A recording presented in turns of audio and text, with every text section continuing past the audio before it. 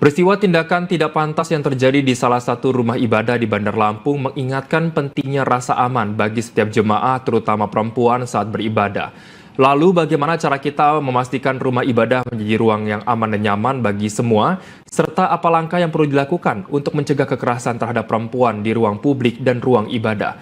Dan untuk membahas terkait dengan hal ini, kami telah terhubung dengan narasumber Hanifah Hasna selaku sebagai kriminolog anak dan perempuan.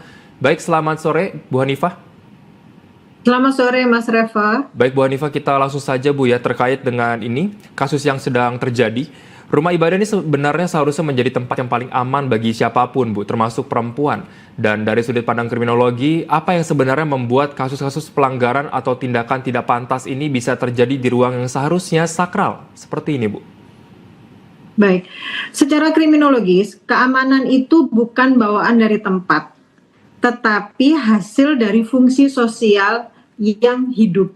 Jadi ketika fungsi sosial itu tidak ada, maka tempat ibadah yang harusnya sakral menjadi tempat yang paling ada opportunity-nya, ada kesempatan-kesempatan yang digunakan oleh para pelaku untuk melakukan kejahatan. Karena bagaimanapun juga tempat ibadah itu yang datang adalah orang-orang dengan niat-niat yang berbeda. Niat yang pertama pasti beribadah, tapi apakah ibadah itu tidak disertai dengan motif-motif atau niat yang lain gitu ya. Ketika ada niat ibadah dan ada motif yang lain yang menyertai, sehingga melihat kondisi tempat ibadah itu yang sepi membuat tempat yang sangat menguntungkan untuk para pelaku. Nah, kita sama-sama ketahui ada di salah satu teori kriminologi adalah kejahatan itu dipelajari. Jadi pelajari ini adalah karena ketika seseorang yang berpotensi untuk melakukan kejahatan dan dia melihat ada tempat yang sangat-sangat berpotensi dengan ketiadaan pengawasan, itu menjadi tempat yang dituju untuk para pelaku untuk melakukan kejahatan. Demikian Mas Reva. Baik, tadi Ibu sempat menuturkan terkait memang tempat ini bukan menjadi yang hal utama ya, tapi lebih ke arah nilai sosial seperti itu ya Bu Hanifah. Nah, ya, kalau misalkan kita melihat dari motif pelaku melakukan aksi pelecehan ini sebenarnya disebabkan oleh karena adanya fantasi yang tidak wajar begitu dalam memandang wanita. Nah, sebenarnya menurut Anda apa yang harus dibenahi dari nilai sosial yang ada di tempat ini dan sekarang ini Bu? Iya, baik. Sebetulnya yang paling penting adalah pencegahan yang humanis dan kolaboratif. Nah, yang dilakukan oleh para pengurus itu seperti apa? Terus masyarakat di sekitar situ seperti apa? Bagaimana cara mereka melihat kebersihan gitu ya, atau keamanan gitu? Bagaimana mereka memandang orang-orang yang datang? Bagaimana pengurus itu mengawasi siapapun yang hadir? Bagaimana para pengurus itu melihat ketika ada kondisi-kondisi yang sepi yang berpotensi terjadi kejahatan? Ini yang seharusnya menjadi warning system dari para masyarakat di situ. Karena bagaimanapun juga ini bukan hanya tanggung jawab pengurus, tetapi menjadi tanggung jawab bersama. Ketika setiap orang merasa bahwa keamanan itu menjadi tanggung jawab kita bersama, maka kondisi-kondisi seperti ini tidak akan terjadi.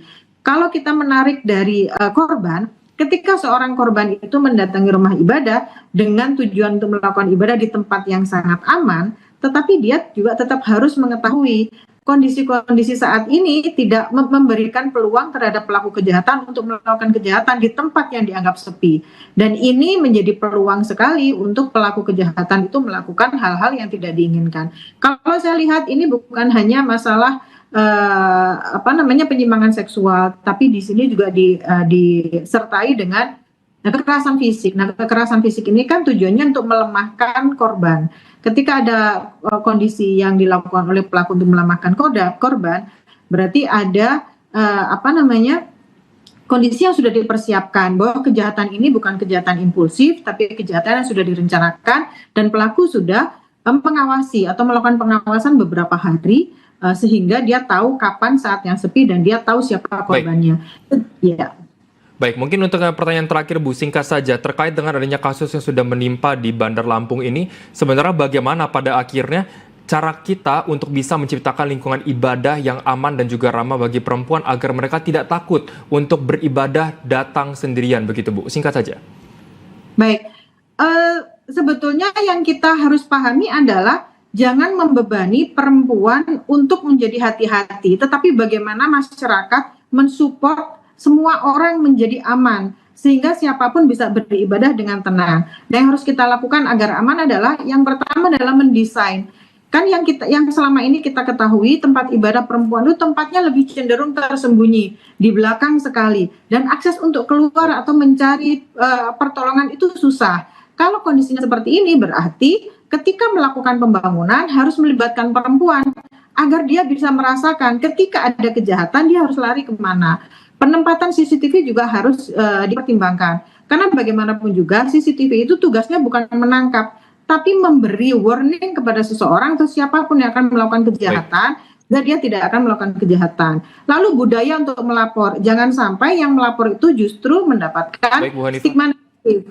Begitu Mas Revo. Baik Bu Hanifah, kiranya kita berharap kejadian serupa tidak terulang kembali, dan ini tentunya menjadi PR bagi kita semua ya untuk saling menjaga satu sama lain terutama di tempat ibadah. Terima kasih sekali lagi Bu Hanifah selaku sebagai kriminolog anak dan perempuan, sehat selalu.